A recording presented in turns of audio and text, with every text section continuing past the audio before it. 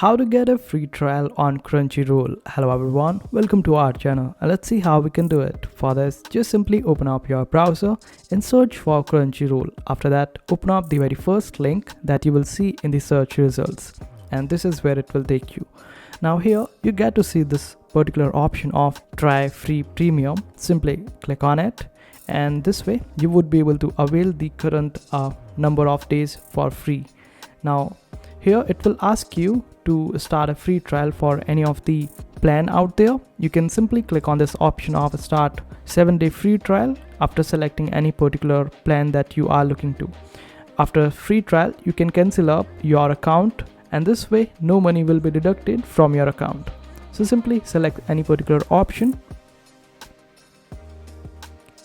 Here it will ask you to provide your email address and your phone number. It's up to you whatever info you want to provide, and after that click on next.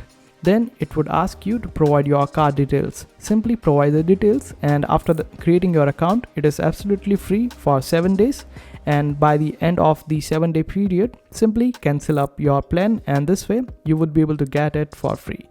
I hope this video was helpful. Make sure to hit that like button and also subscribe to our channel for more helpful videos.